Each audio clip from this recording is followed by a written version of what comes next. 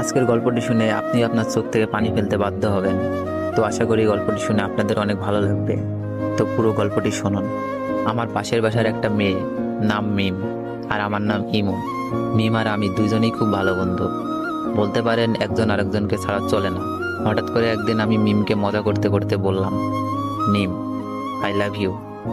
ও বলে, শোন ইমন, আমি তোকে ভালোবাসতে পারবো না, তুই শুধু আমার বন্ধু। এই কথা বলেই চলে গেল, আটকাতে পারলাম না।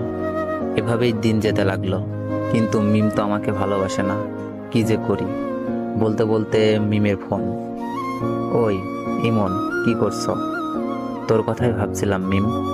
চুপ থাক, খাইছস? না, তুই খাইছস মিম? হ্যাঁ খাইছি। তুই এখনই খেয়ে নে, আর মাঠে তাড়াতাড়ি আয়। আচ্ছা, বলেই লাফাইতে লাগলাম। মিমের মনে হয়তো আমার জন্য ভালোবাসা জাগছে। তাড়াতাড়ি খেয়ে গেলাম, গিয়েই বললাম, কিরে মিম, হঠাৎ জরুরি তলব? সামনে আমাদের এক্সাম রে, খুব টেনশনে আছি। কোনো চিন্তা করিস না, ফেল করলে তোরে তো আমি বিয়া করবো, তারপর 2টা ক্রিকেট খেলার টিম বানাবো, তোর এক দল আমার এক দল। বলেই হাহা করে হাসি দিলাম। কিন্তু হাসি দেওয়ার পর যা ঘটলো তা আমি কেন, আমার চোখও বিশ্বাস করতে পারলো না।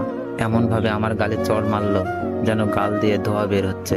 চড়টা মেরেই মিম বলা শুরু করলো, তোকে বন্ধু করেই জীবনে বড় ভুল করেছি, আজ থেকে আমাদের বন্ধুত্ব এখানেই শেষ। বলেই চলে গেল। আর আমার চোখ দিয়ে বৃষ্টির মতো পানি পড়ছে।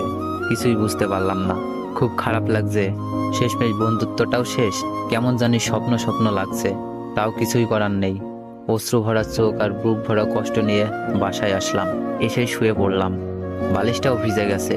পুরনো স্মৃতিগুলো মনে পড়ছে। প্রতিদিন ওকে ফোন দিয়ে ঘুম পাড়ানো, ঘুম থেকে জাগাতাম। দিনে কমপক্ষে 100 বার ফোন আর মেসেজ তো আছেই। সব স্মৃতিগুলো মনে পড়ছে।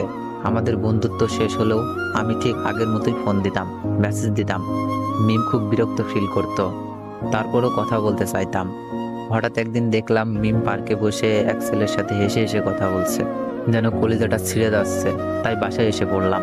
বুকটা ব্যথা করছে, তাই ভাবলাম মিমকে একটা ফোন দিই। অনেকবার কল হওয়ার পর রিসিভ করলো। মিম, বুকে ব্যথা করতেছে। মিম বলল, ব্যথা করা ভালো, এখন আমাকে ডিস্টার্ব করবি না, পরশু আমার এক্সাম। আমি বললাম, আচ্ছা, নাপা খেলে ব্যথা যাবে? হ্যাঁ যাবে, এখন আর ফোন দিস না প্লিজ, কিছুই পড়া হয়নি। আমি বললাম, কয়টা খাবো? তোর যতটা খেতে মন চাই খা, প্লিজ ইমন, আর না। আমি এবার বললাম, লাস্ট একবার, ভালোবাসিস? মিম এবার বলল, ইমন, এইসব কথার কোনো মানেই হয় না, আমরা জাস্ট ফ্রেন্ড। তোর অনুরোধে কিন্তু দ্বিতীয়বার ফ্রেন্ড হয়েছি, তাই যা বলোস ভালো করে বুঝে বলিস। থ্যাঙ্কস মিম, রাখি। ওকে রাখ, আর ভবিষ্যতে এ যেন এমন কথা আর শুনি না। ওকে। ফোনটা কেটে দিলাম। একসময় মিম মেয়েটা সারাক্ষণ আমার খবর নিত, এখন আর নেয় না। আর জিজ্ঞেস করে না কাউকে পছন্দ করিস কিনা, আর আগের মতো কি করতে হবে বলে না। হঠাৎ বুকের ভেতরে আবার চিপ দিয়ে উঠলো। বুকটা চেপে ধরে একটু বিছানায় শুয়ে পড়লাম। খুব কষ্ট হচ্ছে। আবার বিছানা থেকে উঠে আমাকে নাবা খেতে হবে। কয়টা খাবো? মিম তো বলেই দিয়েছে যতটা ইচ্ছা খেতে পারে। সবগুলো ওষুধ মুখের ভেতরে পুরে ঘুমিয়ে পড়লাম। কাক ডাকা ভরে উঠে পড়ে মিম।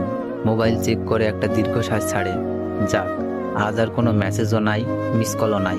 পড়াই মনোযোগী হই। মিম মন দিয়ে পড়তে থাকে। হঠাৎ মনটা যেন কেমন কেমন করছে। তবুও ভালো, ইমন জ্বালাচ্ছে না। ছেলেটার কোনো কমন সেন্সও নাই। যখন তখন ফোন দিয়ে বলে, মিম, এইটা হয়েছে, এখন কি করব? ওইটা হয়েছে, বোরিং। কয়েক ঘন্টা কেটে গেলেও মিমের মোবাইলে আলো জ্বলছে না। হঠাৎ মোবাইলে মেসেজ টোন বেজে উঠল। মিমের কাছে বোরিং হ্যাপি দুইটাই লাগলো। মেসেজ অন করেই হতাশ হয়। রবি সিম কোম্পানির SMS। রবি সিমকে কয়েকশো গালি দেয় সে। ঘড়ির ঘন্টার কাঁটা ক্রমশই বেড়ে চলেছে, কিন্তু একটি বারের জন্য ইমনের মোবাইল থেকে কল আসে না। হঠাৎ মিমের স্মরণ হয় কতদিনের কথা। ইমন বলেছিল, মিম, বুকে ব্যথা। ওর ভুরু যুগল কুঁচকে যায়, মুখটা কালো হয়ে যায়, বুকের ভেতরটা খা খা করে ওঠে। মন থেকে কত রকম ভয় করছে। রাত 9টা। মিম একদম পড়তে পারছে না। বারবার ইমনের কথা মনে পড়ছে। ইমনের মেসেজ তো তার বোরিং লাগতো, কিন্তু সে কেন এখন ইমনের মেসেজ খুঁজতেছে? কিছুই না ভেবে ইমনের নাম্বারে ফোন দেয়। তো গল্পটির সেকেন্ড পার্ট চাইলে বেশি বেশি কমেন্ট করুন, আর ভিডিওটিতে একটু বেশি বেশি কপি লিঙ্ক করে দেন।